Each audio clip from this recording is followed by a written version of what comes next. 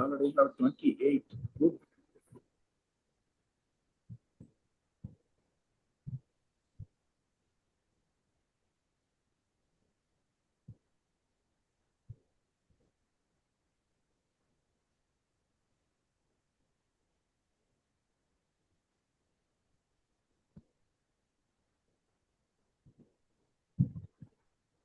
Tejas, are you able to get the link, YouTube link?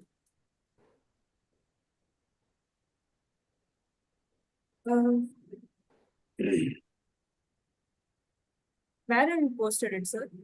No, no, no. No.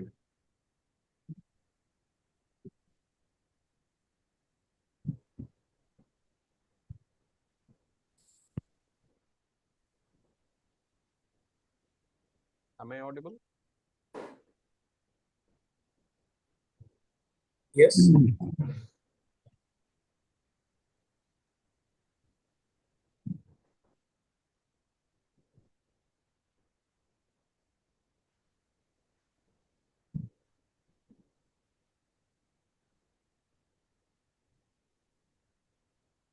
Yeah, I sent you, Tejas.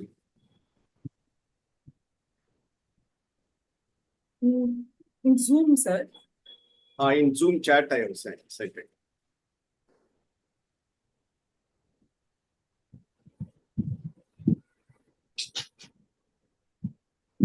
Welcome, Satya. Good evening. Welcome, Srinath. It's ready for posting, is it? That YouTube. Yeah, it would have started by now. Yeah. Sure.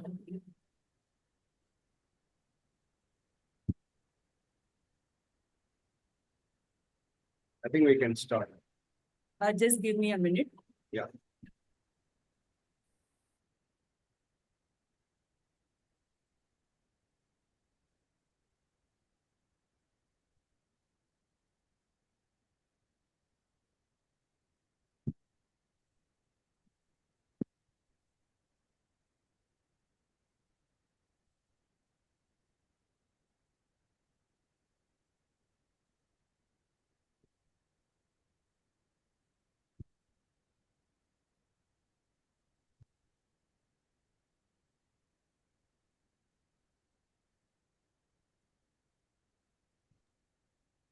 All those who can enable their video, please enable.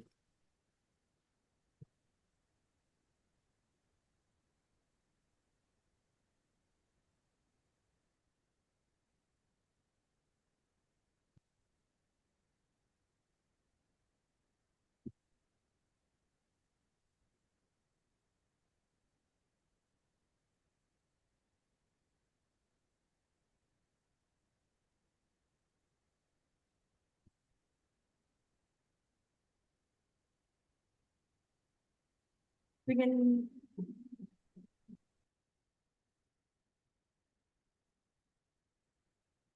We can start, right?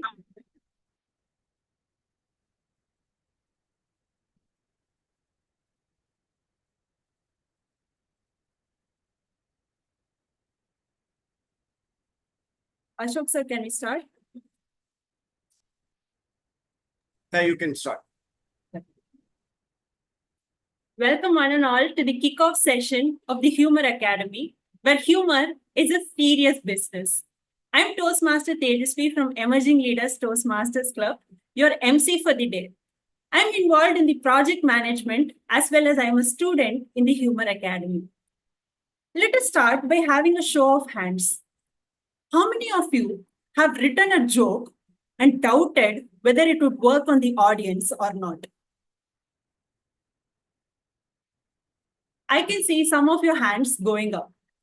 Just like each and every one of you, I too have been nagged by questions of whether my humorous speech is actually humorous. And if it is not, where should I exactly improve it to make it work? When distinguished Toastmaster Ashok told me the idea of starting a humor academy, I was excited and jumped on board straight away. This initiative is an opportunity for budding humorous speakers to experiment with their jokes, find out what exactly works with the audience, and most importantly, get feedback from experienced trainers. When I was a small girl, I used to often be confused on how to spell humor, whether it is spelled as Humor or Humor. For the past few days, Ashok sir has been constantly correcting me. The spelling of humor is Humor. Make sure you get it right. For the past 3 years, I've been in Toastmasters, and with my experience in contesting in humorous contests, what I've realized is that not just for writing the word humor, but for creating humor and making others laugh as well, you are the most important ingredient. And in this Humor Academy, we are going to concentrate on making you a better humorous speaker. On that note, I'd like to invite the pioneer behind this initiative of the Humor Academy, distinguished Toastmaster Ashok Kumar, to share his vision behind this initiative. To say a few words about distinguished Toastmaster Ashok Kumar, he joined Toastmasters in 2012 and earned the Distinguished Toastmaster Award in 2019 in the traditional program and in 2021 in Pathways. He has served as club officer and district leader in several positions. He received District Director Special Award in the year 2018-19. He's a club sponsor and past president of Emerging Leaders Toastmasters Club. He shares his knowledge and experience through his blog tips for Toastmasters. He participates in speech contests regularly and has been a division level contestant in humorous speech contest. Currently, he is the Vice President membership of Emerging Leaders Toastmasters Club. He earned his BE honors from Government College of Technology, Coimbatore, and MTech from IIT Kharagpur. He has 30 plus years of cumulative experience in defense systems at the Defense Research Development Organization and IT industry at HCL Technologies. Outside Toastmasters, his interests include singing and traveling. I'd like to invite distinguished Toastmaster Ashok to share the vision behind the Humour Academy. Thank you, Toastmaster Tejasvi, for that energetic start. You are all important for this program. Let me start how I started my humorous speech contest journey. In fact, it was an accident. Our contest chair, Toastmaster Arunachalam, several years back, he was running short of the required number of contestants to declare 3 winners in the club. At that time, there was a rule, if there were only 4 contestants, you can only announce 2 people's names in the club. So he asked me, with no other choice, I became the 5th contestant. That is where I started my journey. Then I was actually relieved during my area director and division director terms when I didn't have to participate in any of the contests. Forget about humorous speech contest. But later I realized during that period, many people were also relieved. They were not required to listen to my humorous speeches. But then again, in 2019, I started my humorous speech journey once again.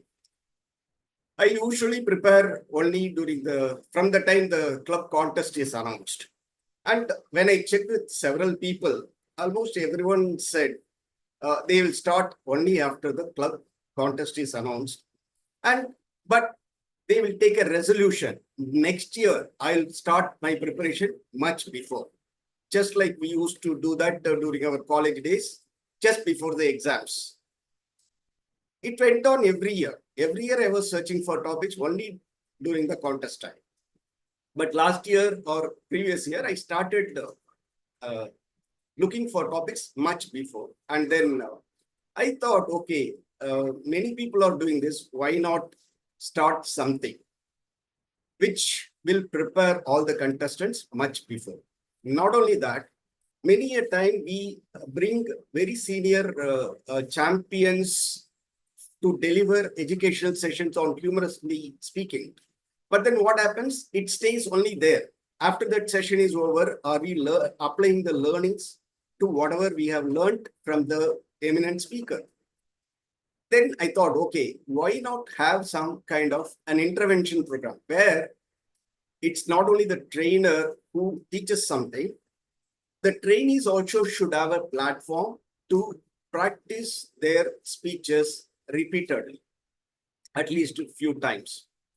Then this year, when I wanted to take up Distinguished Toastmaster project, somehow this struck me. Why not start this as a Humour Academy?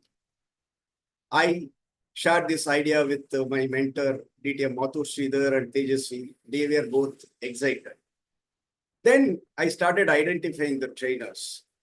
When I approached Satya, Srinath, Guru Prasad, everyone, Neena John, Sundar Raman, Mathur Sridhar, and Adil, everyone readily agreed, oh, this is an excellent idea. They wanted to join. In fact, 3 more trainers were willing to join, but because of their other commitments, they were not able to join here. Then when we posted the registration link with all the conditions saying that you need to be attending this session, 5 speeches you have to give, all that, we were expecting not more than 20, but then 60 registrations came. That is when we thought, okay, we will add more trainers, as well as we will split the complete set of people into 4 batches and run 4 different batches simultaneously. In fact, this is the first of its kind initiative in our district, to the best of my knowledge. And when we talk about startups and other things, we say we want to make a difference. We want to make a difference in others' lives.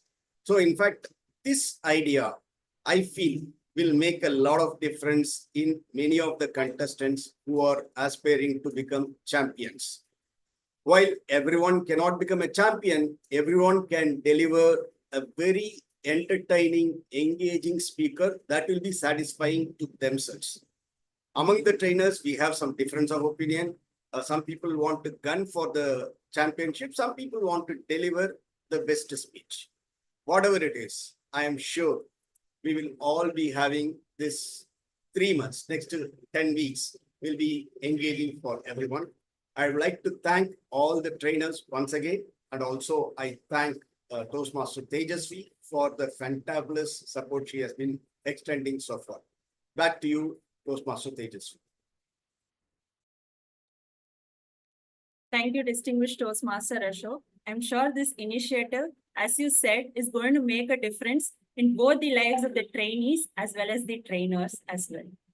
With that, let's move on to the most exciting part of today's kickoff session, the speeches by the trainers. First up, we have Toastmaster Nagarajan. To tell a few words about Toastmaster Nagarajan, Toastmaster Nagarajan is a veteran of the Indian Air Force and the former IT director of Tandon Technologies, San Jose. He has been with Toastmasters for the past 8 years and was the second runner-up in the District Humorous Speech Contest in 2023. Presently, he's serving as the Division A Director. I'd like to welcome Toastmaster Nagarajan to speak on the power of body language in humor. The power of body language in humor, Toastmaster Nagarajan. Good evening. Is there any timer? Tejasvi will take care of timing? Yeah, Toastmaster Prasad is the timer. Okay. You can pin him the timer cards. Okay, thank you. Yeah. Toastmaster Prasad, my time will be like this, 6, 7, 8. Please show me the green card at 6, yellow at 7, and green at 8. I am particular about timing. I learned it in a hard way. In 2012, I was invited, because I was from Air Force, I was invited to deliver some patriotic speech during Republic Day, January 26, in a college, non-Toastmaster occasion. Okay, they gave me 25 minutes time. As I started speaking, even though I wanted to speak on patriotism, but it turned out to be a humor, and the response was so good, they kept motivating me. with their applauses, laughter, and I forgot about the time. I kept on speaking 25, 30, 35, 40, 42. 48th minute only I stopped. I didn't realize that audience were not comfortable. They were shifting their body within their seat, and the organizer were also unable to point out because I was a keynote speaker. Finally, when I stopped, finished my speech, everybody gave me standing ovation. Along with me, one of my friend, Major Raghavendran, also accommodated. He also gave some speech. And when we returned while driving, we was discussing about our speech. I asked, how was my speech? He said, content was good, but your time management was lousy. Oh, yeah, okay, you're right. But people gave me standing ovation. They said, he said, they gave standing ovation not because you spoke well, but you stopped talking. So then I realized that, yes, that may be true. So you should not test the patience of the audience. Then as I started delivering Toastmaster speeches, initially I didn't realize the nuances of speaking. Then in 2017, I lost my club contest. Then I was eligible to judge many contests. So I judged 27 contests during that period. That made me to witness different talents with a different perspective. There I learned the body language of public speaking. Whether it is ISC or humorous speech, you can notice the probable winner is the speaker with most body language. You can witnessed even during the last ISC, Sridhar Ranganathan. Even though it was his highest speech, he scored the first prize mainly because of his body language, generous body language. So be generous with the body language.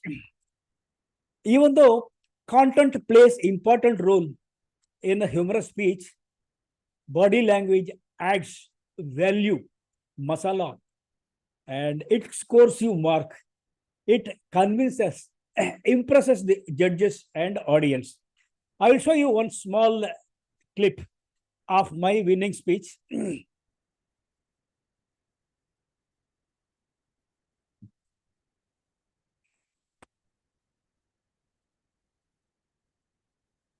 Good morning. Can you hear? Yes.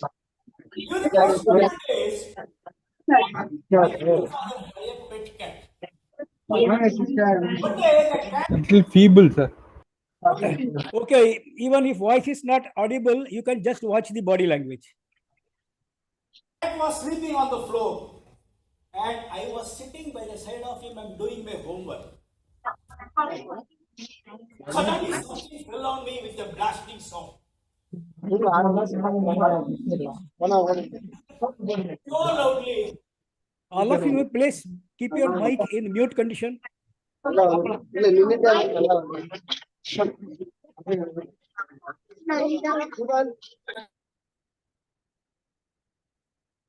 As that of a nuclear explosion. The cat broke his leg and looked at him furiously. I broke the nib of my pen and looked at him furiously.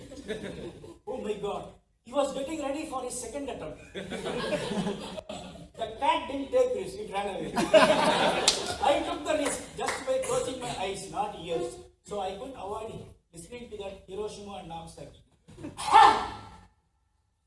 For next few seconds, I heard only one sound. What fell on me was his false teeth. I picked it up, gave it to him, and said, "What Tata, you are sneezing like this?" He didn't reply, just smiled. Since that day, I started thinking that my grandfather was the only person in the whole world who could destroy the surrounding with noise pollution.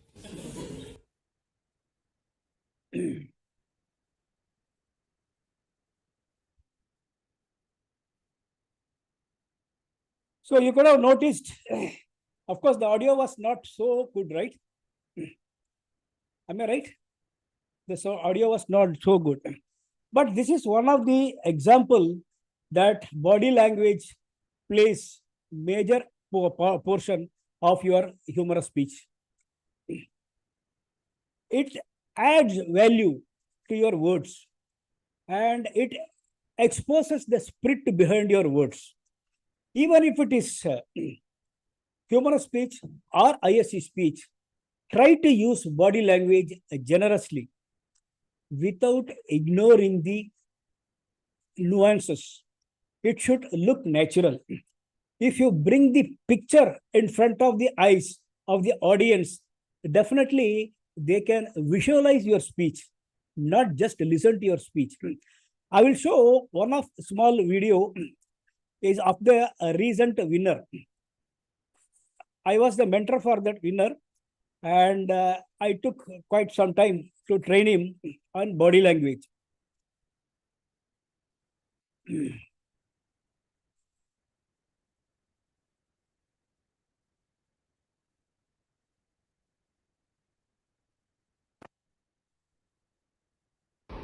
I immediately prayed to the God, please don't change my destination. I boarded the bus along with the goats and the chicken. Bus started to move. Every part of the bus was moving, including my seat. For a moment I felt I will overtake the guy sitting in front of me. Have you heard of Newton's law of motion? It was failing there. The vibration in the seat was such that I had to tie a piece of cloth to the seat. At each speed breaker, the bus jumped twice or thrice due to the judgmental issues. And at each jump, the bus was losing 5 to 6 screws. I was losing 2 or 3 of mine. The bus ran only in 2 gears, first gear and second gear.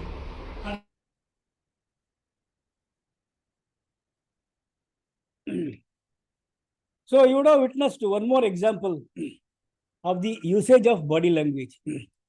It was difficult for him to continue moving, but I emphasize the requirement of moving.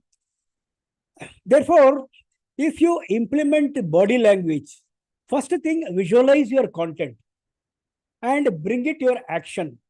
Use the stage generously.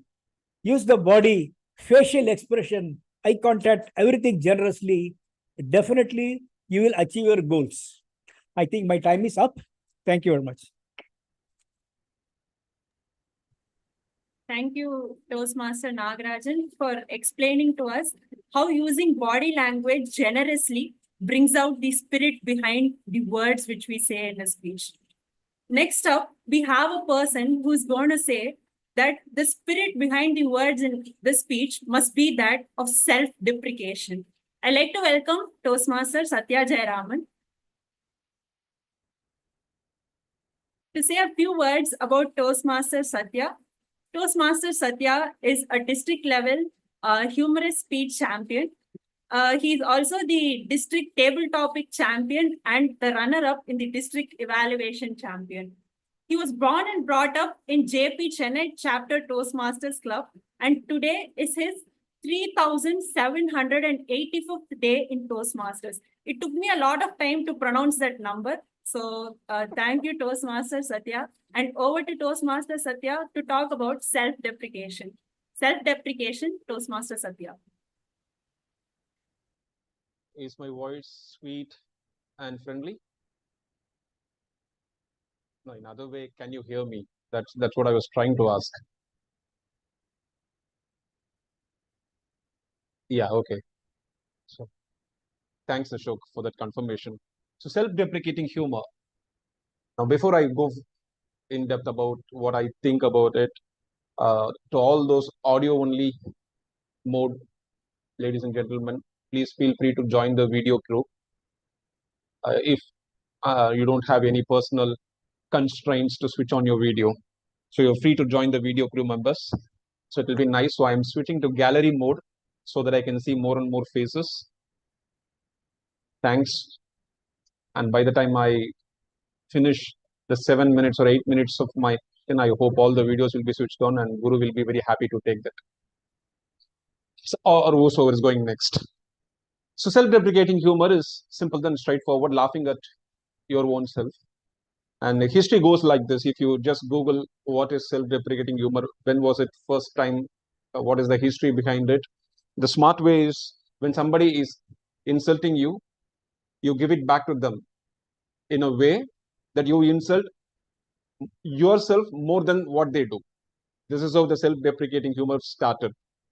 And that was so interesting to read the history about self-deprecating humor. And what happens if you use self-deprecating humor in your speeches or in your sessions or in your professional environment, wherever you're giving a presentation? What happens exactly? Now you become so trustworthy. That's the very first thing. And you become likable and you become relatable as well. Now, how you become trustworthy? When you are ready to poke fun of yourself, you become more honest, you become open in front of the audience, and there you establish the trust. And everyone has imperfections. Not that everyone is so perfect in this world. Everybody is unique when it comes to imperfections, and that's where the relatability factor comes in. When you go and make fun of your own imperfections, audience can relate. Okay, he is one among us. Come on, I can relate to it. Now that's where it starts, the relatability factor. And when you're ready to accept your own flaws in front of 100 odd audience or 20 odd, whatever the number, that shows your genuineness. And that's where your humility plays a role. So all these things comes in a self-deprecating humor. Now, in one line, if I have to summarize this, now the best way to unite with an audience, to unify themselves to your speech, then incorporate self-deprecating humor. Now, there was a study that was done by few researchers working in Europe. Okay, they've asked more and more people in humor, what are the two top qualities that you look into? The very first thing, the highest number of votes came for unexpected things that comes in a humorous speech. Something unexpected all of a sudden. Like I recently had a session with one of the clubs called Preludes, where I hinted this joke. I am someone who runs this Gavel Club. And when it comes to Gavel Club, children are someone who's one of creativity. You can't match their creativity level. And I was talking to distinguished Toastmaster Ashok, distinguished Toastmaster Guru Prasad just before this session. I was hinting about this particular joke, which one of the Gavalier began. So we have this session called Riddle Master, where they combine sort of jokes plus riddles, and just to keep the meeting engaging. And one of the Gavalier came up with this: what happens when a lion roars 3 times? I was thinking, what happens? Okay, sound comes, and what else? What else? What else? Think. I was trying to give a logical answer, but there was one more Gavalier from the who answered. Tom and Jerry cartoon starts. Now that's something an unexpected thing. Then I had to recollect. Oh my goodness, I'm a hardened fan of Tom and Jerry. Why I didn't think of that answer? And if you just recollect it, there is a lion that comes, Golden Mayer cartoon. Wah, that lion roars, and then 2 times it roars, and then it comes Tom and Jerry. Right? It's such a simple thing. So people voted highly for this unexpected things that comes for the humor. And the second highest thing that was voted for in humorous speeches is self-deprecating humor. That is superiority. Meaning, when you are delivering your speech, if you make the audience feel superior than you, the speaker, then that humor wins. That works out brilliantly. So it got the second maximum number of votes on what makes the humor to work. Now, having said that, now where to look out for this self-deprecating humor, or how do I incorporate this self-deprecating humor in my humorous speech? Simple. Think of all those moments where you have been embarrassed so much. Think of all those painful moments, which you can share with the audience. Don't go too much depth of painful moments. That will be, little sort of an ISC speech. But at the top level, you can touch, right? All those embarrassing moments, all those painful moments, probably that made your family member to laugh at you or poke fun at you. That will work out. So get all those and try to fit into your humorous speech. Now, there will be some minor flaws that you are not comfortable sharing with your audience. So you got to keep a tab on it. So that is something very important. So what not to do in self-deprecating humor is, if you are delivering something like marketing, right? No, there you should not say that I'm not the right person for marketing. No, that's not a good self-deprecating humor. You are there for a prime reason, so you should be really careful when it comes to how to use a self-deprecating humor. Now, recently, my manager, who always comes late to the meeting, right? It's an online meeting. Every week we have a catch-up call. And being a Toastmaster, I will always be present at the meeting at least 2 minutes before. So I'll always log in first, and then after 1 minute, let's say the meeting is supposed to start at 7. Everybody will log in at 7:1, 7:2, and usually the meeting starts at 7:3.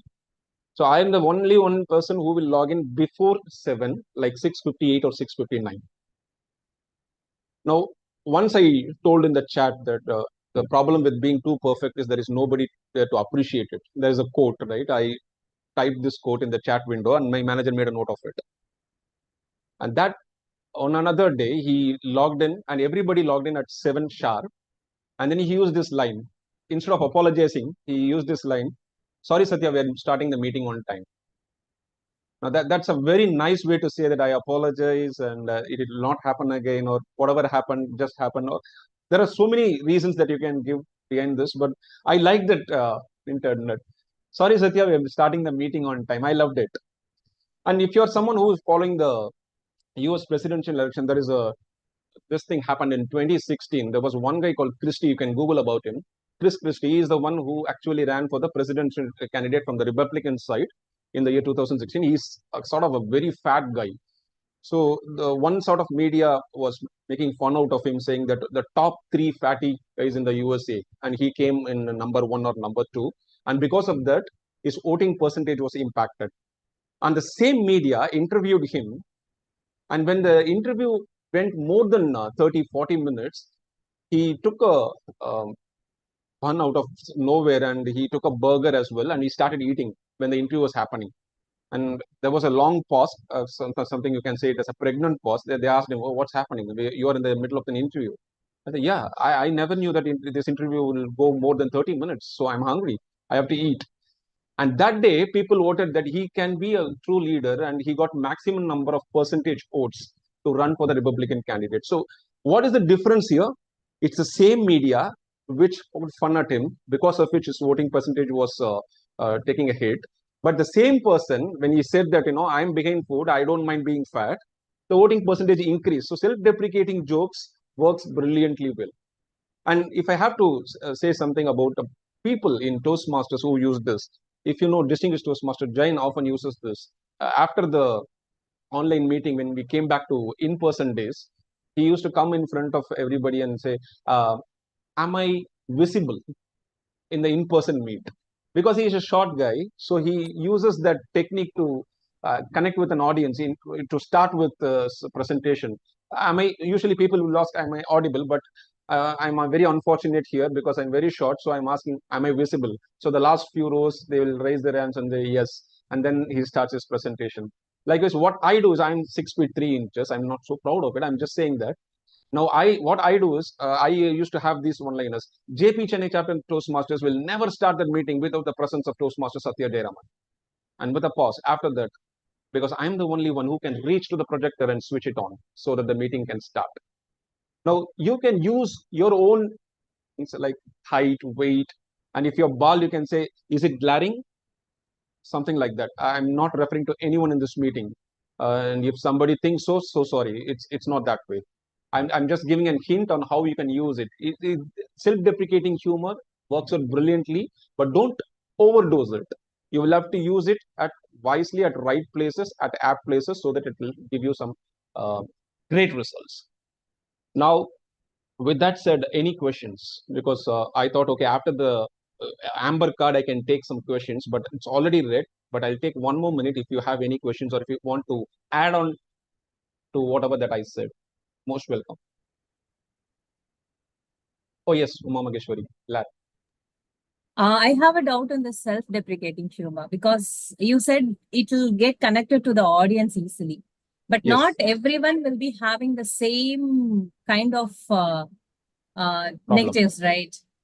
So We'll how say we can problem. able to connect with every audience? No, see, not everyone will have the same. See, when you You were laughing when I said that without Toastmaster Satya Jayaraman, that meeting will not start. Why did you laugh?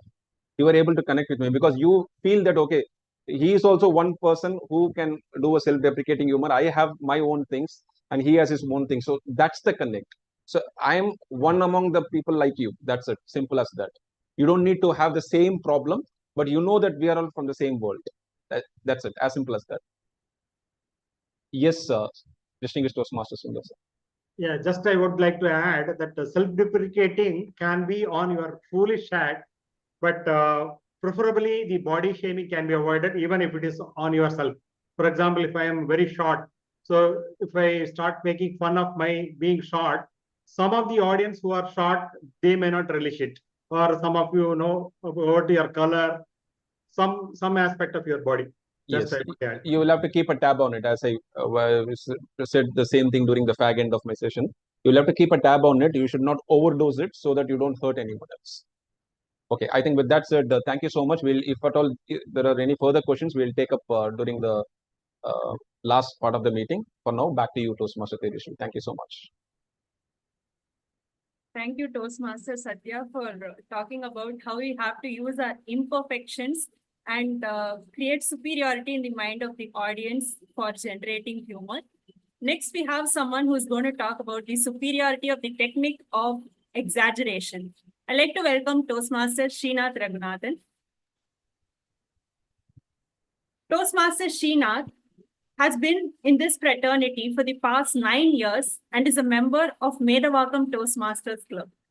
He has assumed various leadership roles at the district level, including Division D Director, DCP Chair, and TLI Chair.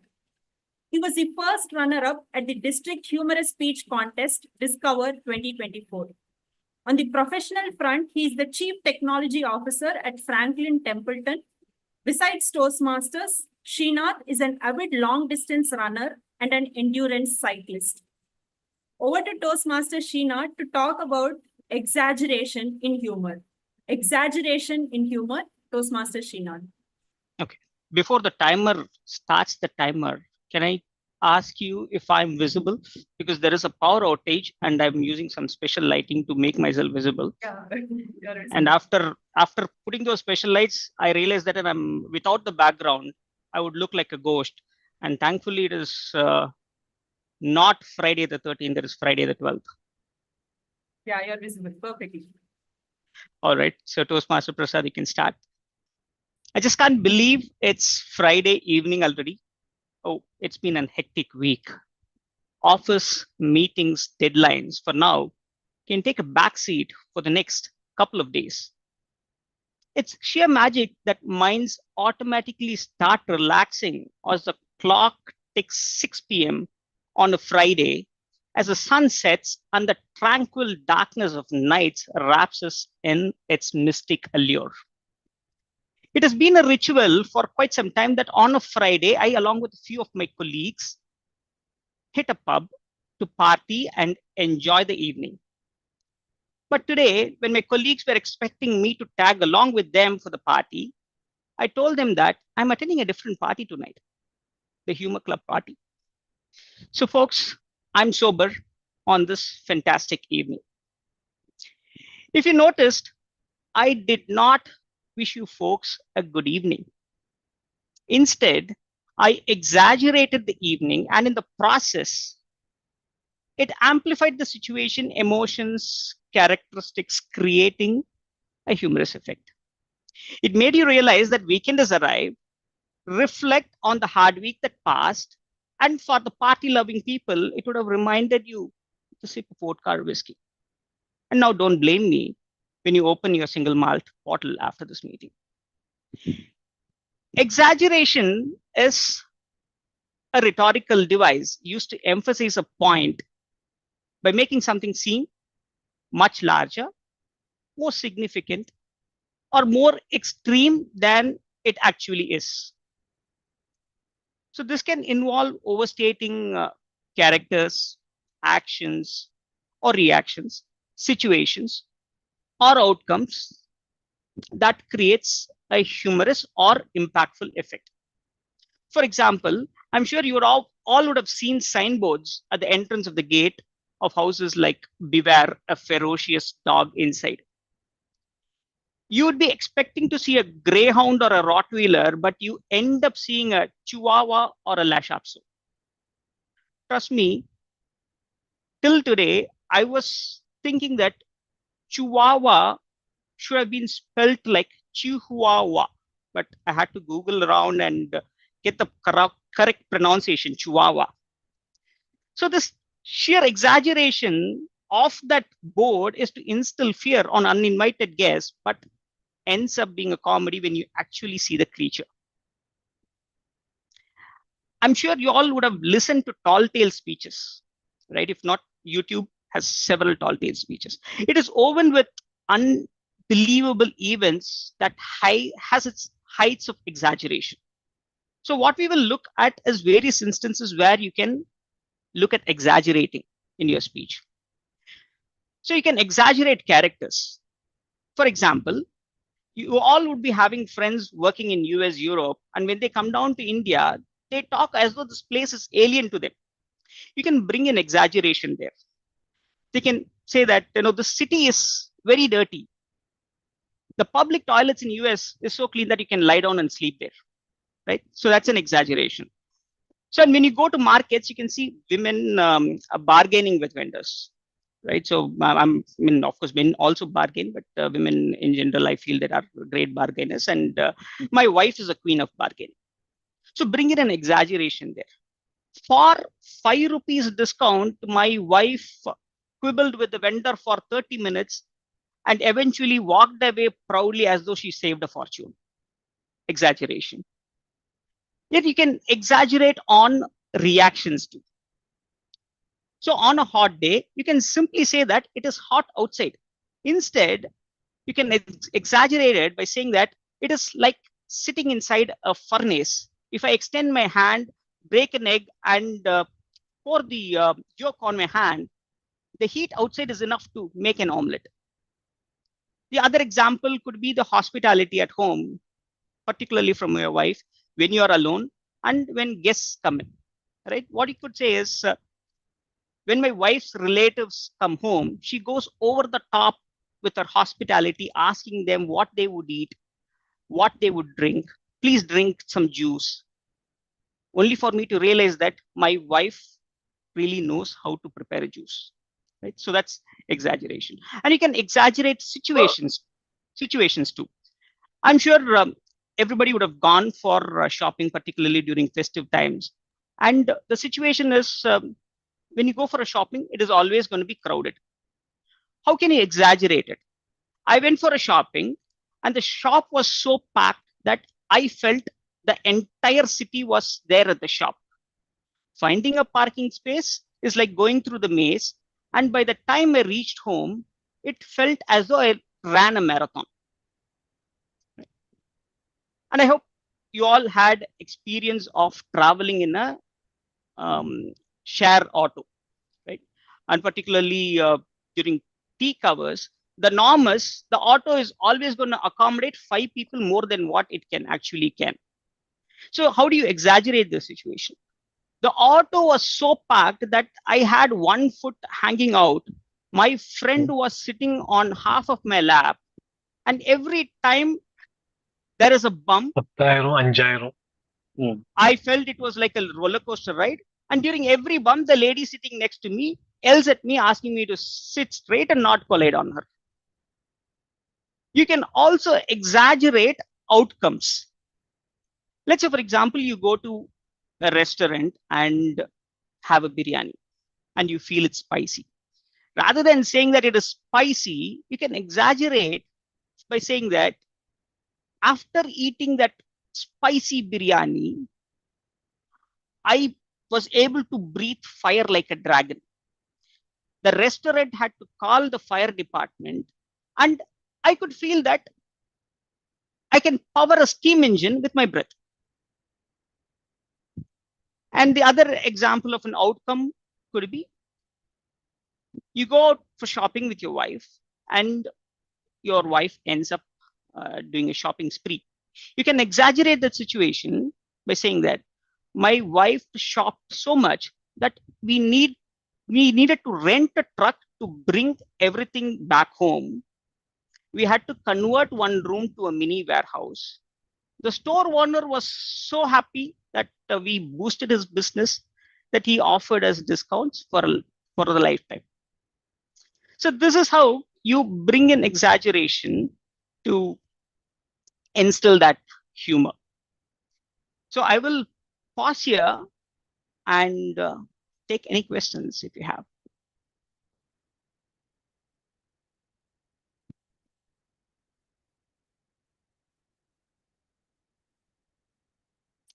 All right. Thank you very much. And back to the MC. Thank you, Toastmaster Srinath, for giving us practical examples of how exaggeration is actually used in humor. Next, I'd like to invite Toastmaster Guru Prasad to talk about a topic which is an exaggeration of the previous topic, being illogical. Toastmaster Guru Prasad has been a Toastmaster since 2011. He has accomplished Distinguished Toastmaster qualification in 2014. He is a former area governor, division governor, and the first district TLI chair. His achievements include being the runner-up in the humorous speech contest in 2023 and the second runner-up in humorous speech contest in 2012 and the humorous finalist in 2015. His overall career spans over 36 years, and he does sessions on soft skills to school, college, and university students. In short, speaking is next to breathing for him. Toastmaster Guru Prasad, being illogical. Being illogical, Toastmaster Guru Prasad. The way I am invited itself is a bit shocking. Toastmaster Guru Prasad being illogical. Thank you very much for introducing me in a very unique way. This is what I thought when Ashok called me and said, you're going to deliver a session on this. Why me? Why me on this topic? You could have given me body language, you could have given me wordplay, you could have given me anything else, but why illogical? Then, of course, I just looked back and remembered an interview by the veteran actor Nagesh. I hope most of the audience here are Tamil movie viewers and belong to Tamil Nadu. Otherwise, after this call, please go to YouTube and watch all the videos I'm going to quote in this speech. When asked, he's a very famous comedian of the Indian filmdom. When asked what is humor, he said, where there is logic, there is no humor. With one simple sentence, you finished. So I take that as a cue, and I am going to explain what is so-called illogical. I even refer to the humorous speech contest ballot. There are 15 marks given for logic. There are no marks given for illogic. However, I am here as an oxymoron to explain to you how to be as much as possible, how to be illogical to gain that 15 marks for logic in humorous speech contest. Well, there was a good speech by Srinath on the exaggeration. Now, this is illogical. There's a thin line of difference between this and this. Exaggeration is something that might even happen eventually. At rare circumstances, this exaggerated thing may also happen. Illogical is something that will never happen anywhere, anytime. This is the main difference. But when applied properly in a speech, this becomes an enormous element of laughter. Let me start with one of my own speeches. The first joke will be from my speech and the last joke will be from my speech because it proves the trustworthiness of my speech, as well as who knows, some of you could be a judge in one of my humorous speech contests. That helps to keep my name in your minds. The recent 2023 winning speech, it's about the judging process in Toastmasters. I made fun of it, in which one scenario would come where I would go to the campus where the contest is happening, and in the security gate, I'll be asked to enter details in the register. After reading it, the security guy will get alarmed and start showing the gun on me, surrounding me for arrest. What happened? Simply, the register asked me to fill up my name, phone number, and purpose of visit. I wrote Guru Prasad phone number and purpose of visit, secret confidential mission cannot be disclosed. So people laugh like anything on the stage. This is an exaggeration. Normally we don't do this, but there is a possibility. What happened is, this is a real incident. Me and another fellow judge, we went to that place, and while filling up the register, that guy asked me, Machi, that's a secret. Then it became a joke, and I was able to aptly include it. That is exaggeration. Whereas illogical, I would request Mr. Kauntamani and Sendil to be here. How many of you still remember the banana joke, the famous banana joke of Kauntamani and Sendil? Shall we logically analyze that scenario? So this guy has asked Sendil to buy 2 bananas. Sendil eats one and comes with 1 banana, gives it back. And when he asked, where is the other banana? He said, this is the other banana. Let us analyze this logically. He could have simply asked, well, this is the other banana. What happened to the first banana? That is how he should have responded back. If he had logically analyzed, responded back, there is no joke in that entire movie at all. It became a complete joke because there was an illogical thinking by other guy. He starts shouting, and this guy starts repeating again and again, saying that this is the other banana. But still, if you sit down calm, without any humor sense, think of it. Hey, what mokka is this? You never thought in that moment, you just fell for them. One important reason is you have lived with them. You know, whenever Kauntamani and Sendil appears on screen, whatever they do is going to be humor.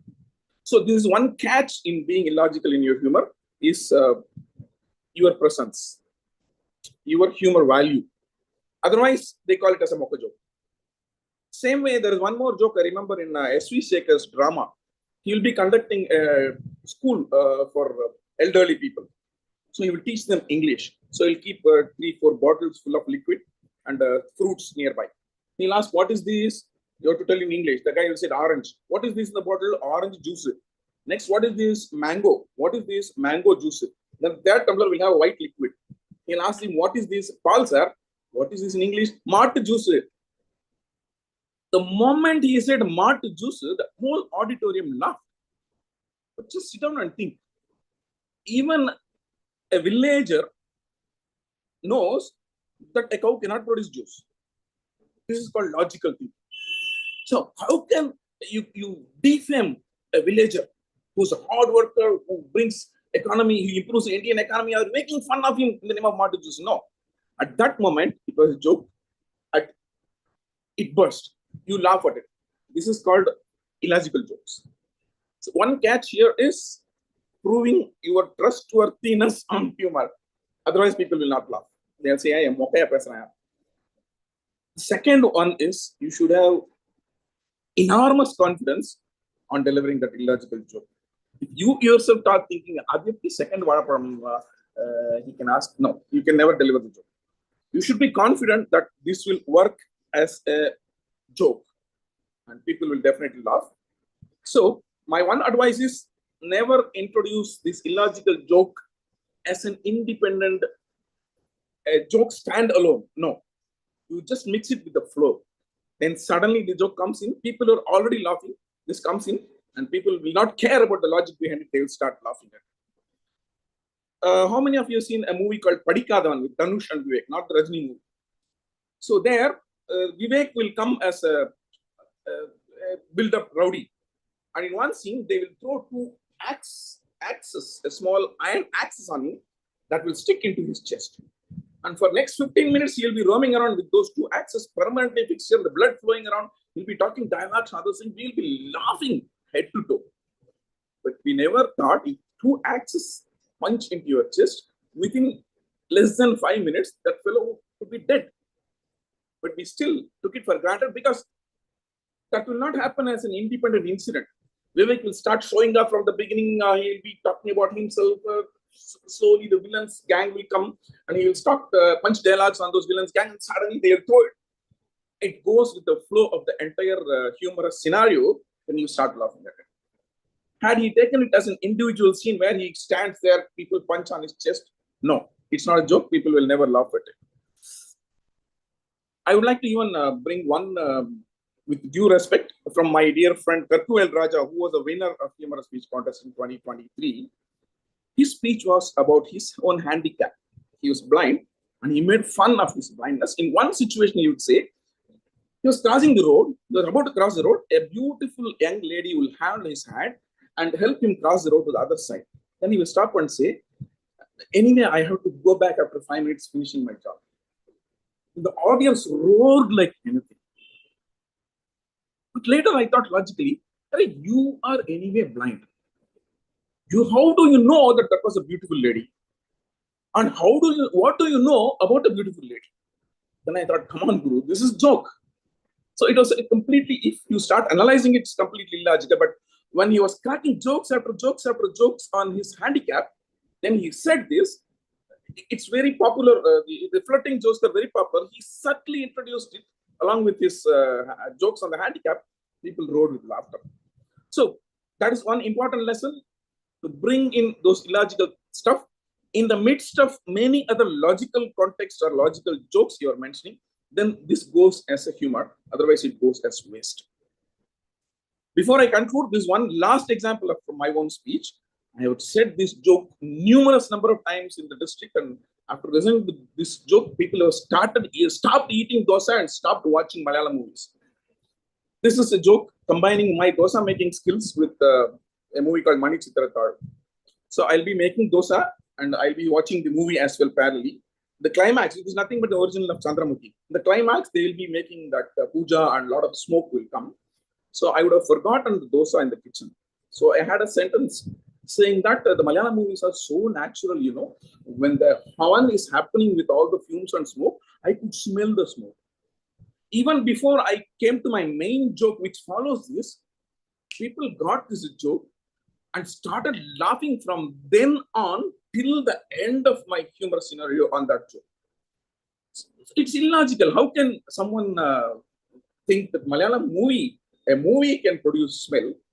But it worked when I was delivering a sequence in which I added an illogical instance within the sequence. So my one and only advice is, yes, use illogical scenarios in your speech, but cautiously, looking at the whole structure and introduce it in a sequence so that people don't even have time to think logical about what you're delivering. A stream of jokes suddenly introduce an illogical sequence that will double or triple the effect.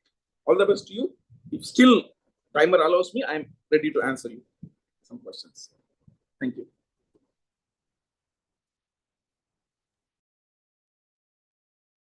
Thank you, distinguished Toastmaster Guru Prasad, for talking about being illogical, but yet not compromising on the trustworthiness aspect of it, and making sure that we don't have the illogical aspect of our speech as an independent incident, but have it connected with our speech as a whole.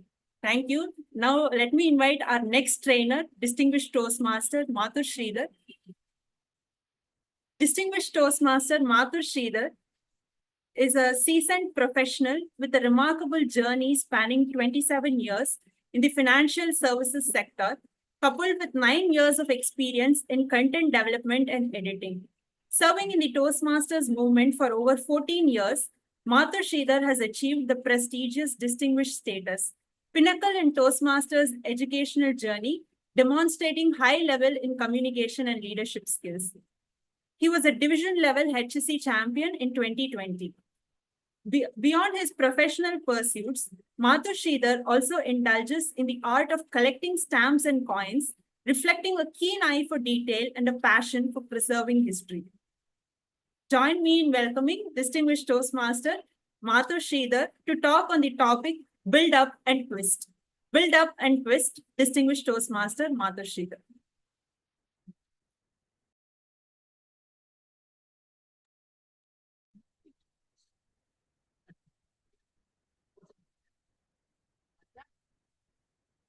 Either you are not Sir, audible. you're not audible.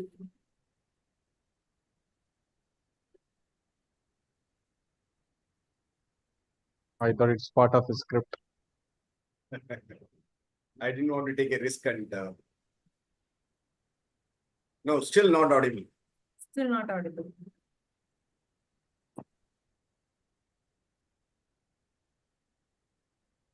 No, your mic seems to be on the.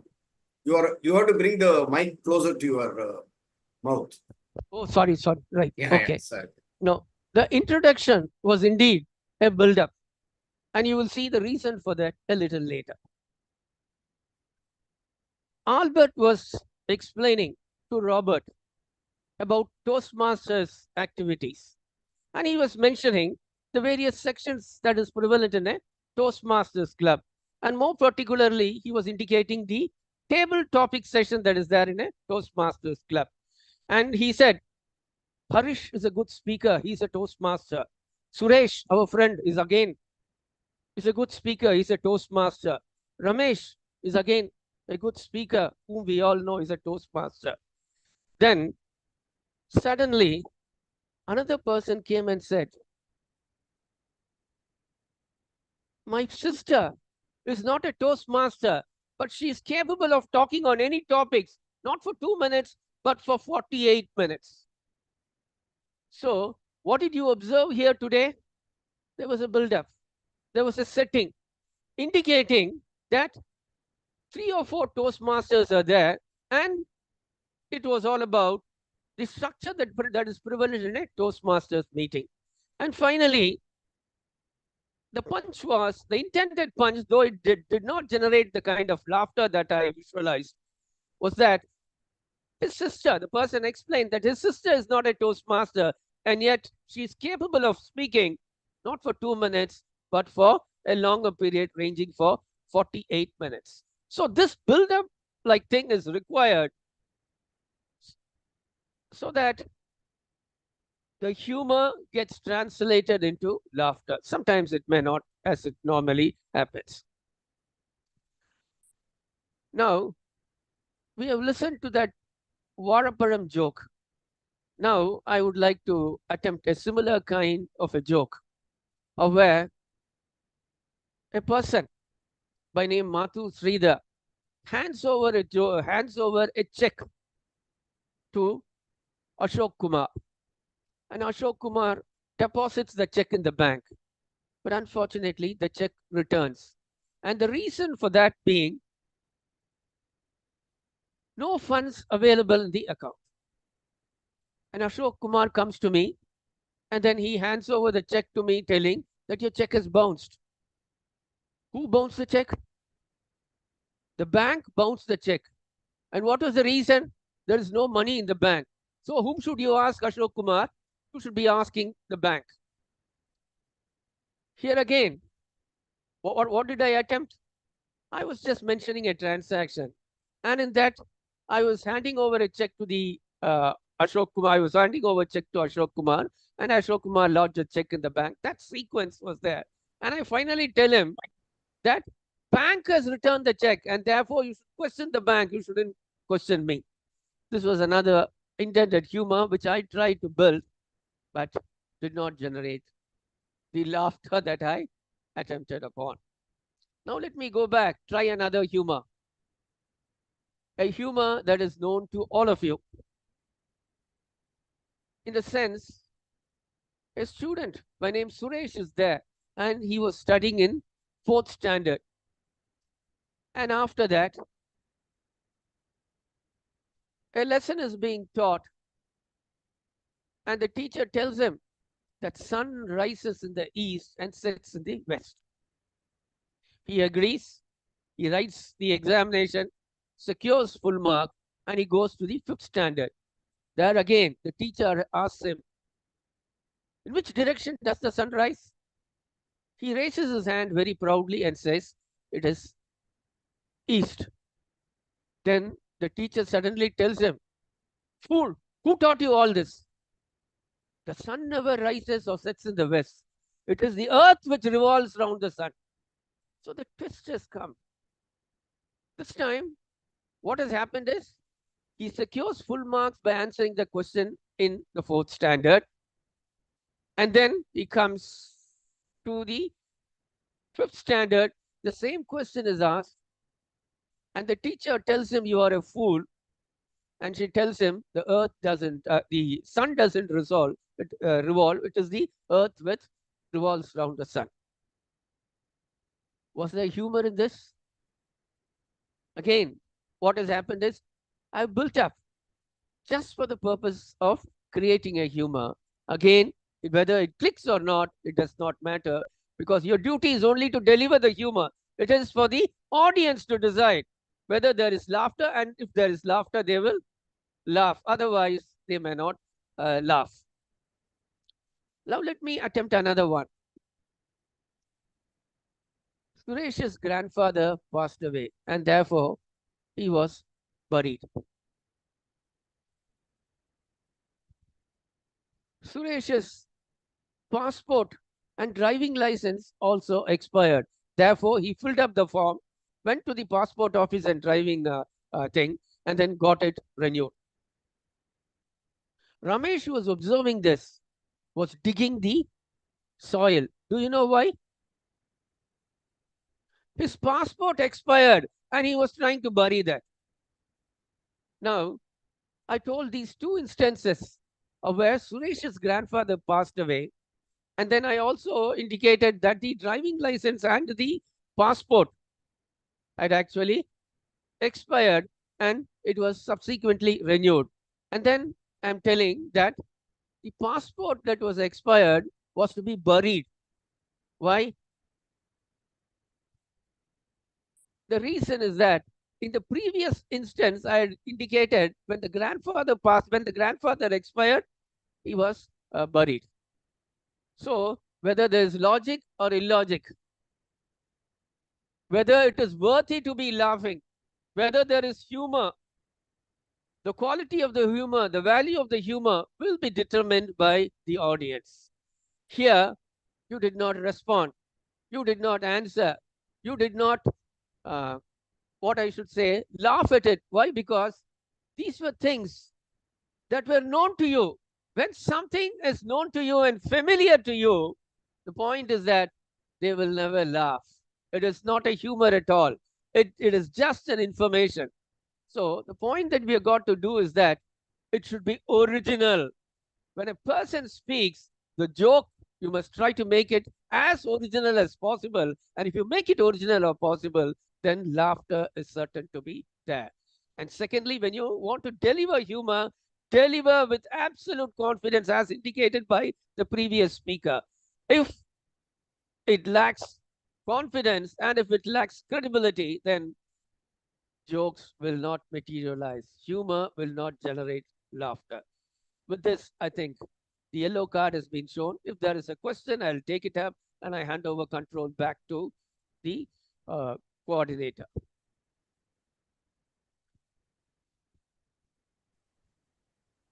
Any questions?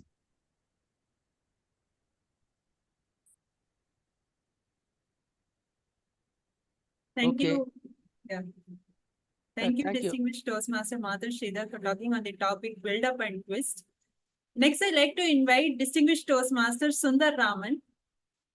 Distinguished Toastmaster Sundar Raman Chintamani is a passionate Toastmaster for the past 15 years.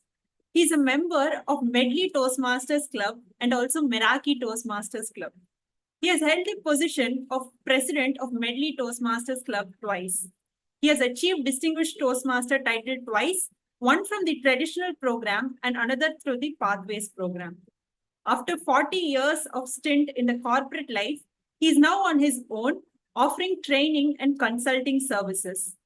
A business storyteller, design thinking evangelist, mind map practitioner, public speaking coach, presentation skills guru, Carnatic music connoisseur, and author of business storytelling for leaders. He is also an avid quizzer and quiz master and is currently District 120's official quiz master. I'd like to invite distinguished Toastmaster Sundar Raman to talk on the topic, where to find humor. Where to find humor, distinguished Toastmaster Sundar Raman. Am I audible? Am I visible? Yeah, yes, sir. Am I handsome? No response. So during the pandemic, I used to conduct a lot of online programs, and this is how I start my session. So this is number one technique, that is trying to leverage the situation. So, and so as my previous speaker, Mr. Mathur said, you try to build up, and once that trend is formed, then the audience tend to say yes, yes, even for the third answer, even if it is not the truth. Okay, this is number one, to find out the sources for jokes, trying to leverage the situation. So I think a lot of jokes can be drawn when you are in an alien place. So when there is a cultural difference, so especially when you travel abroad or even outside your state. So when the language is different, when the culture is different. So for example, I think one of our speakers said here, so-and-so was hailing from San Jose in US. So if you go to US and tell the Western Coast people San Jose, immediately everyone will start laughing because it is never mentioned as San Jose. It is called San Jose. San Jose. Hey, what is the connect between San Jose and San Jose? It is mentioned as Jose, but you are calling it as San Jose. But that is where the laughter moment will come. And automatically you can make it as a self-deprecating humor as mentioned by other speakers. So actually, long time back, I was traveling, I was in Pune for a training program, and evening I was taking a stroll. Just 10 feet behind me, a couple were coming, and they were talking in Tamil. So I was, so in fact, a little bit of romance, a little bit of the mother-in-law bashing, all that was happening between the husband and wife, and I was thoroughly enjoying the gossip. And after some time, the distance got shortened, and they tried to overtake me. And then they came and asked me, sir, excuse me, sir, how to go to Venus Theatre? So can you tell me the direction? I was a newcomer. I could have said, I don't know. But literally, deliberately, I said, I am the Pune. I said, so immediately, their facial reactions went like anything. So they never expected a Tamil-speaking person will be walking in the road in the street of Pune. So either you can make it as a self-deprecating humor or not knowing the language of that particular situation. I have enough examples to tell how I suffered in the northern part of India for not knowing Hindi. So only 3 letters I know, Hindi nahi malum. That's it.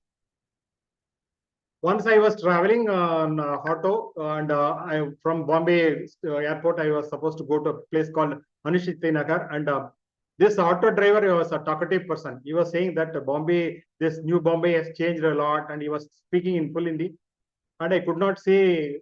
No, I was not willing to say I don't Hindi nahi malum. I said I was saying hi. So for everything I was saying hi. So after almost half an hour, he was asking me a question for that also. I said, hi. Then finally turned and stopped the engine and asked this question. That moment he said, Hindi nahi malum hai.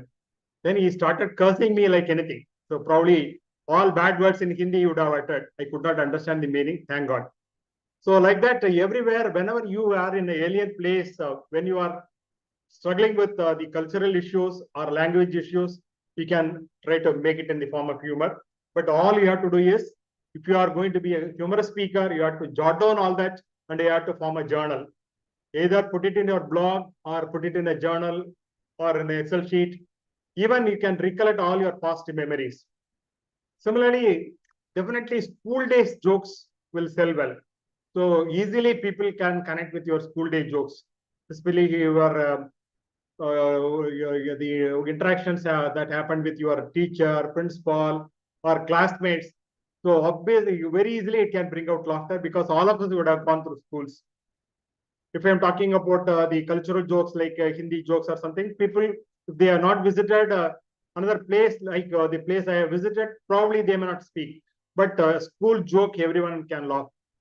Then the next source can be your affairs, love affairs, or your marriage-related jokes. Of course, spouse bashing at any forum, outside, even outside Toastmasters, it will go like anything. But thing is, spouse bashing jokes have become cliche jokes. And it has reached the level of saturation. Probably you have to use it very judicious. Then you should also understand a little bit of theory about humor. Actually, when something bad happens to us, so as mentioned by Satya, most of the self-deprecating happens, no? So you are trying to talk about your distressful moments and people laugh. What is the reason? People are sadistic in nature. The people know, the people, when someone is suffering, people will laugh. But only to some extent. For example, all of a sudden, if there is a lighting ceremony happening on the stage and all of a sudden the MC is rushing with a candle to the chief guest, and while rushing on the stage, you know, she or he falls down on the floor, no one is going to show sympathy. Immediately, everyone will start laughing. But the moment someone comes to says that that person got hit and blood is bleeding, then immediately everyone will stop and then immediately someone will call ambulance or something like that. So this is where the subtle difference between a distressful moment and then the other one. In specific terms, it is called benign humor. So if no harm is happened, it is called benign moment. People will laugh. The moment it turns into malignant, it means it is something wrong, then people will never laugh. So you should know the subtle difference between that. Love affairs, spouse bashing, and a lot of jokes can be created through online sessions. Online sessions, invariably, people will not switch on their cameras, switch on their audios. You are not sure whether people are sitting in front of the laptop or they are just switched on and then watching TV.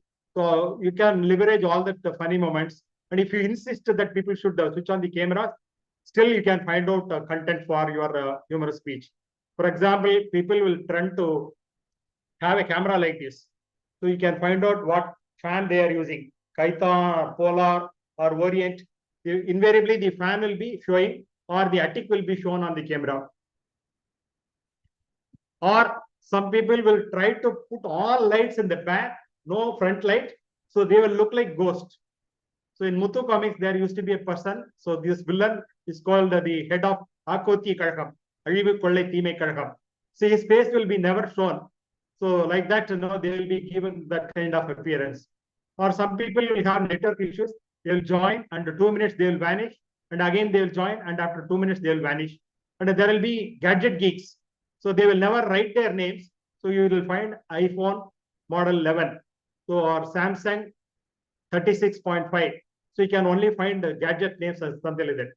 So the idea is the humor is available everywhere. So it all depends on whether you open your eyes and ears open. Even when you go to cafeteria in your office, try to keep eyes and ears open and do eavesdropping. So it is allowed as a creative person, as a speaker, as a director, or a writer, you are allowed to do eavesdropping. But only thing when you are trying to come and put it in your story, do a little bit of sanitization. Otherwise, if you are getting any impact, so as a trainer, I'm not responsible. With that, I'll stop here. Thank you, distinguished Toastmaster Sundaraman, for re-emphasizing on the fact that humor is present everywhere around us, even in the little incidents which happen every day. And if we just keep our eyes and ears open, we can readily catch it. Thank you, distinguished Toastmaster Sundaraman. Next, I have Toastmaster Adil, who's not just going to open our eyes and ears, but who's going to open our mind on the topic, how to find humor. Toastmaster Adil is an entrepreneur and has been in Toastmasters for 5+ years. He is the district level champion in humorous speech contest of 2019 and the district runner-up in evaluation and table topics in 2023. He is also a 4-time district international speech contestant. I'd like to invite Toastmaster Adil to speak on the topic, how to find humor. How to find humor, Toastmaster Adil. Thank you, Toastmaster Tejasvi. Hope my video is visible, right? And I'm audible. Perfect. Yeah, done. Thank you. Because never in my life I have started a session saying good night, everyone. So, hello all. I was sitting here as like an evaluation contestant, right? In an evaluation contest, assume I'm the 7th contestant. I'm in the breakout area. I'm happy that I'm the 7th contestant. I have time to prepare. At the same time, I'm scared that what if a previous contestant speaks the same point which I have. Same way, I had somewhere around 7 tips to how to find humor. But when Satya started, I had to remove 1 slide. And that is why I did not switch on the video. I had to keep on modifying each and every slide. Thank you that I'm not the last speaker today. So finally, I've ended up with 3 tips, a simple 3 tips where we can easily find humor, or how to reach that point where we can find humor in each and every situation. So first thing is very simple. That is, observe what is happening around you. Because becoming a humorous speaker is not some task or project that we can say. It is a change in our lifestyle itself. We have to change our basic traits, like how observant we become wherever you go. Let it be an airport, railway station, or let it be a Toastmasters club. What are the small things you observe? What are the things that you can imagine? What if I'm in that scenario? Just imagine you are driving and a person was caught up by a traffic police. You're not caught, but you have to think, what if I am in that situation? What will happen? So what would have happened after reaching home? Sometimes I used to think, what would have happened to that guy who was discussing with policemen? So all these things, little things, especially at the time of festival when you're sitting at home, there will be a lot of relatives, kids will be there. So they'll be doing some funny things. If you sit at the kids discussion, no, there'll be 6, 7 kids will be sitting. They will be discussing some important points like tomorrow how to come up with an excuse to take a leave on school.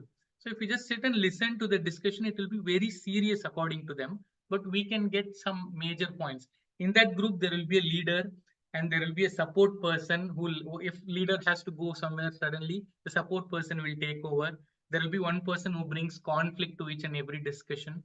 So you have to observe all these small things that is happening around you. So this is the first step towards becoming a humorous speaker, because how to find humor is a very niche question. Because as Sundar sir said, we know where to find humor, but once we reach there, how to decide, okay, this is what will work, this will work, this will not work.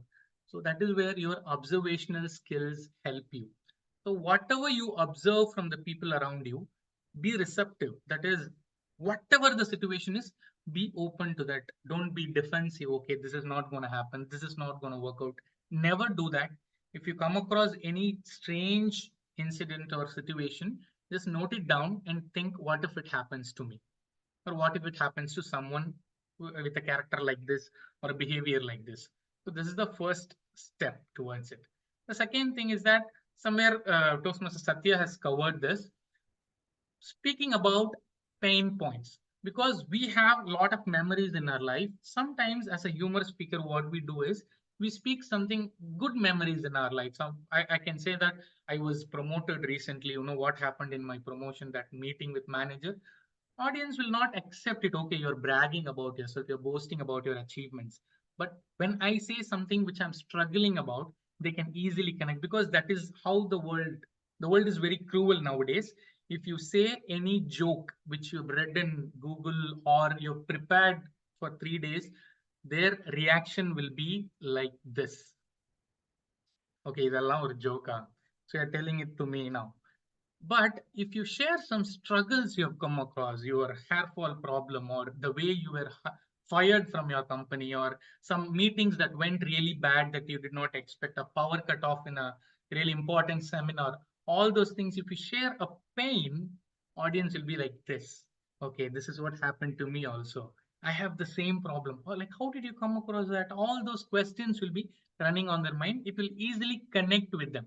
So as a humorous speaker, when I'm on stage or when I'm writing a script, I have to find some struggle, pain point in my life to level with the audience. I cannot be superior than the audience and make them laugh.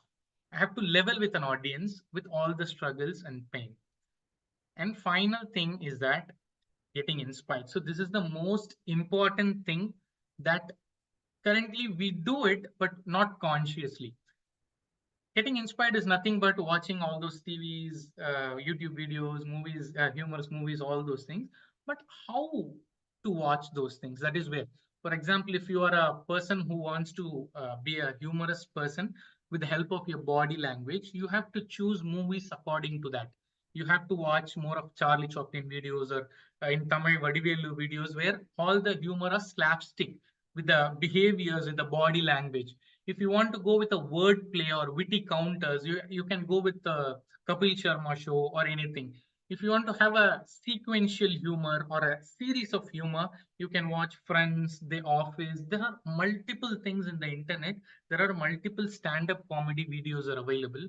What you have to do is you have to watch it, not to copy any content from them, because in Toastmasters what they say is, in contest I will not copy any content, but in regular club speeches I can go beyond the 25%. Never do that.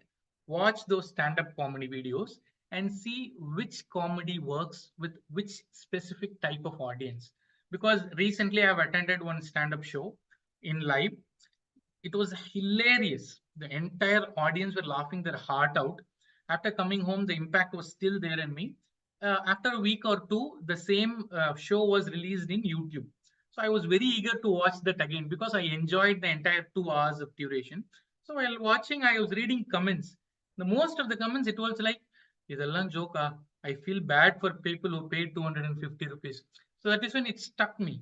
The same jokes, the same 2 hours of program, which worked like anything in that live program, but it did not work in YouTube. So there are many jokes and many incidents that will work with only specific audience. So by watching these stand-up shows, by watching these movies, YouTube videos, you will realize, okay, this joke will work with this type of audience. This will not work with this type of audience, so I cannot tell that. Usually in prepared speech, we will be very prepared. Okay, I'm going division level. In division level, these are the people will come and attend. If I speak about Toastmasters, I can win. But imagine you are in a table topic, regular club meetings table topic session. You are a TT speaker. So how will you bring humor in that? That is where this experience comes in. So be observant and make sure you share the struggles. And finally, watch as many YouTube videos, movies, comedy movies, anything, and read books about jokes. That will help you a lot. I think that brings us to the end. Thank you. Thank you for the opportunity. And over to you, Toastmaster Tejas. Thank you, Toastmaster Adil, for talking about the importance of being observant and being receptive to humor which happens in our daily lives. I'm sure the audience were very receptive to your presentation today. Next, I'd like to invite distinguished Toastmaster Nina John. Distinguished Toastmaster Nina John has been the past district governor of District 82, the chief judge of District 120, and the chair of Mentor Pool. She has been the district parliamentarian in the past, as well as the district finance manager of District 120. I'd like to invite distinguished Toastmaster Nina John to talk on the topic, what is good humor? What is good humor? Distinguished Toastmaster Nina John. Good evening, and thank you for this opportunity. Very happy to see DTM Ashok Kumar taking up this initiative. And I was like, yes, we need to have some kind of training in humor in our district. So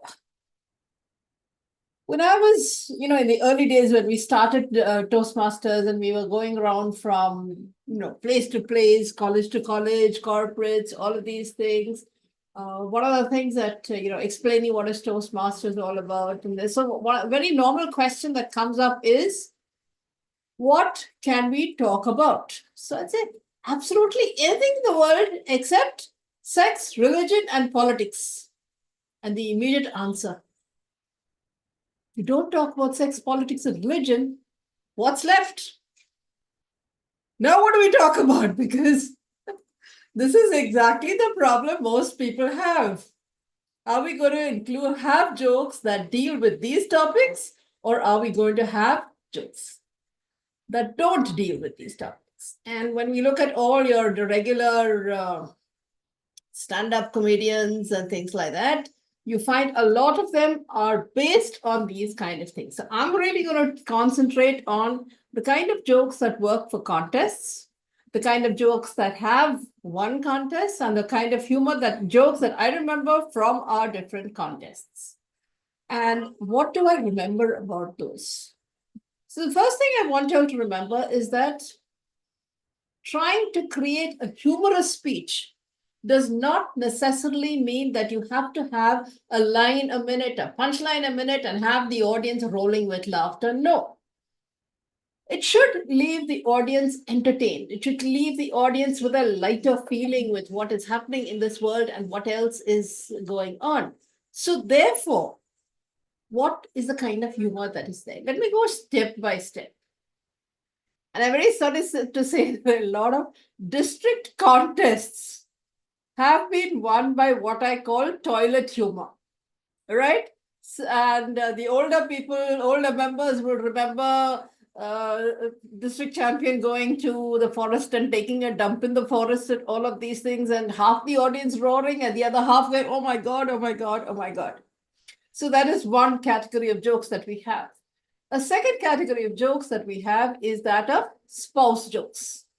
So my wife did this, and this is what happened. And one of our very esteemed members always has this. And then my wife said this. So we actually have a standing joke in our club about how this Toastmaster always talks about his wife, but his real life wife is so different. This guy has two wives. Now, this poor guy is being introduced everywhere as having two wives. One for his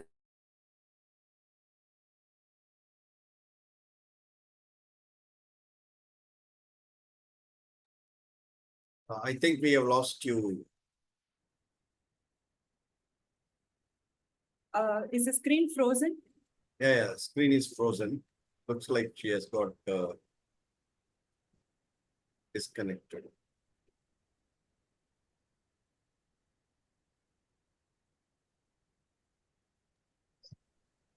Happened exactly on the spouse joke.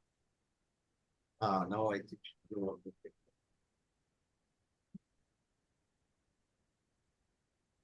Okay, Tejasvi, in the meantime, I can talk about probably the next steps till in case, okay, she dropped out. Just a minute. Yeah.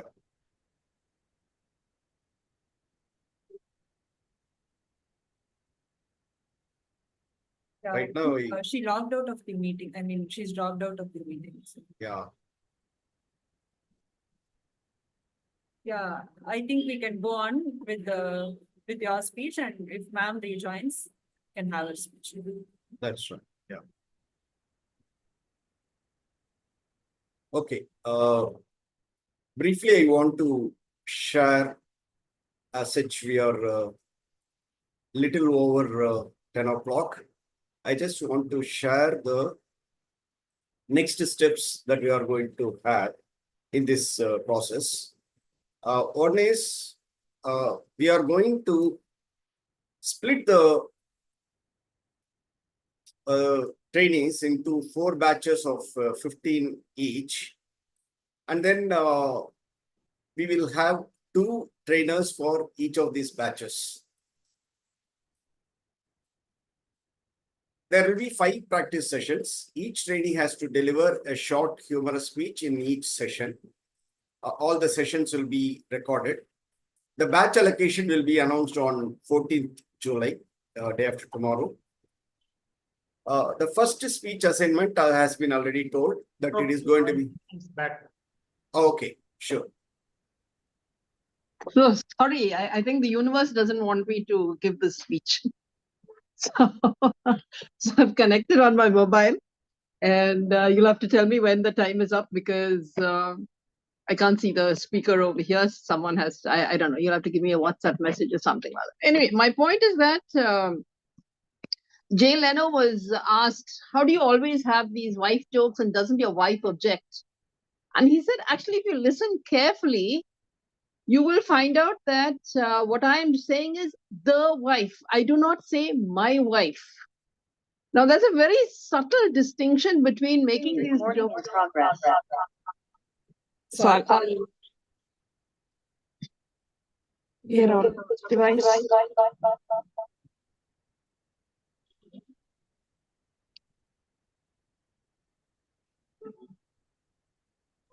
I think both the devices are on. Yes, yes, I got the other one off. Is that all right?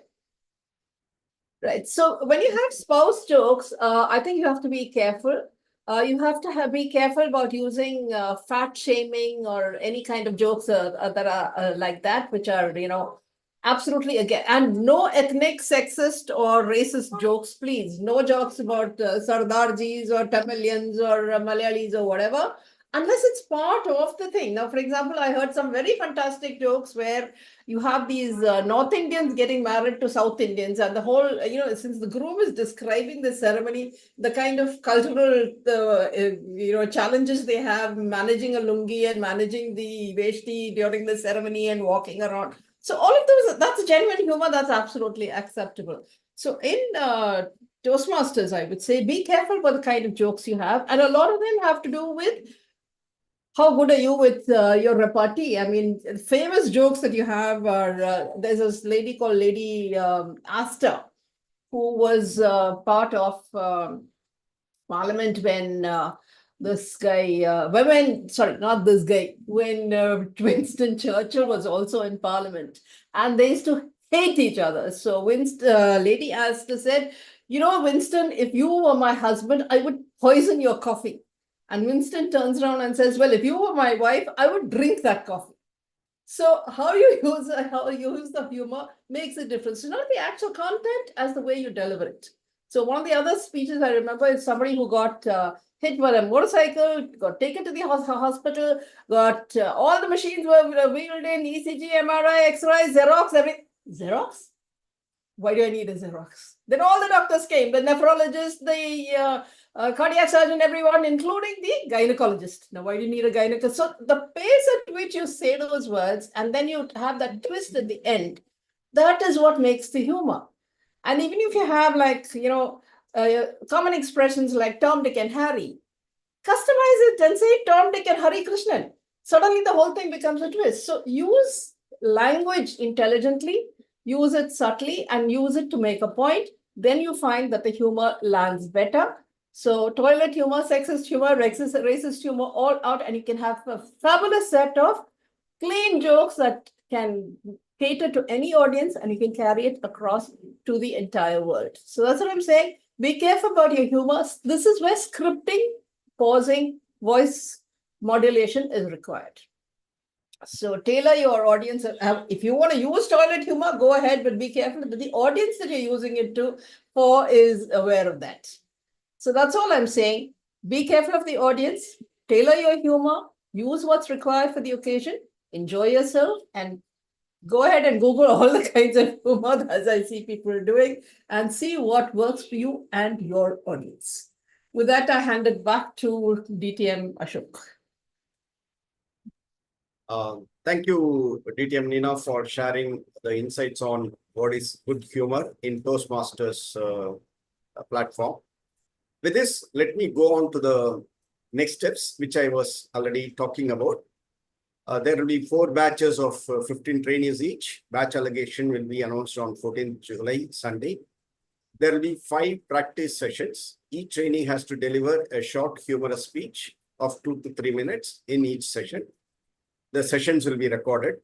First speech assignment is humorous icebreaker using self-deprecation technique. Other speech assignments will be based on the other techniques. Playlists of humorous speeches delivered in contest will be shared next, because we have already shared the playlist of educational sessions. We are going to have separate playlist of humorous speeches delivered in different stages of contest. Okay, that is one part. Now, what are the expectations from the trainees? We want you all to watch all the educational sessions in the playlist. We want you to watch all the humorous speeches in the playlist. We want you to attend all the 5 practice sessions. Come out of your comfort zone, implement all the learnings, and deliver all 5 speeches. In Humour Academy, where humor is serious business, I want all the attendees, trainees to be serious. Humor, all said and done, is not easy. As all the trainers have said, it's not easy. It's very difficult, more difficult than an ISC speech. I have struggled a lot. I am sure many of you have struggled. These champions have gone up to the district stage and won. We have got their learnings. They are going to be available with all of you during the next 10 weeks. There will be, for each batch, the sessions will be on alternate weeks only. It will not be on every week. So during this whole period, what I want you to do is eat humor, drink humor, breathe humor, and think humor, write humor, speak humor. Thank you. All the best. Let us rock.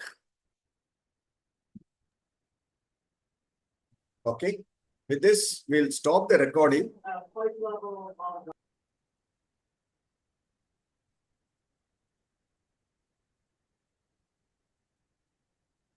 And it's already 10:09. The kind of, with the 8 speakers delivering the sessions, knowledge and this one, timing, we could not manage. 9 minutes is still acceptable, I think. On a Friday evening, Friday late evening or late night, you have all been here, and that itself shows your commitment. I am sure you will all be doing a great thing. Now, we are open for networking. Anyone wants to continue? In fact, right now, only the trainers have switched on their videos, except, I see a couple of trainees with videos. Yeah. We wanted to take a group picture, but somewhere in between, I took a screenshot. We request everyone to come on video so we can take a group picture. Yeah.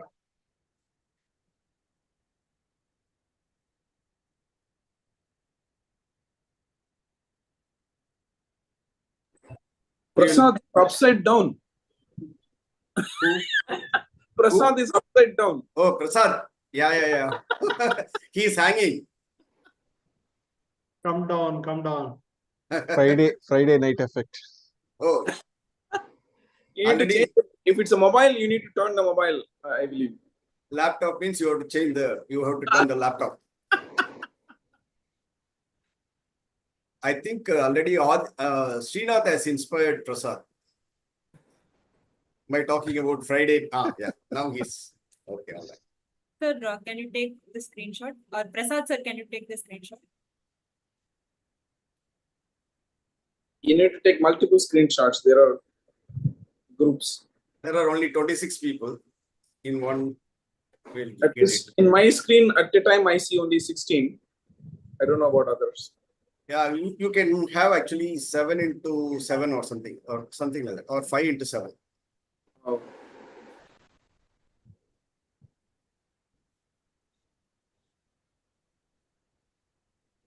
Smiling for a long time may be injurious to the chin, Prasad.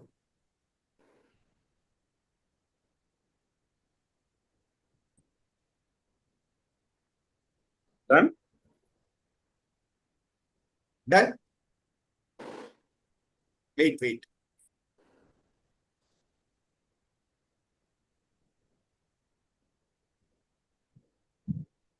Photographer okay? Let me. Who is taking it? Okay. Let me also try it in parallel. Okay. Smile, please. Thank you. We'll share it in the group. Yeah. Have a nice weekend. Let's meet next week. Thank you so much. Thank you. Thank you all. Take care. Good night. Thank you. Yeah. Bye. Bye. Thank you. Good night. Bye. Thank you. Good Thank night. you.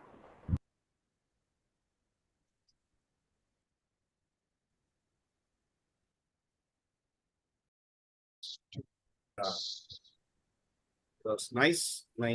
Okay. Thank you, Satya. Thank you, Nina. Bye-bye. Thank you. Thank you. Bye-bye. Good night.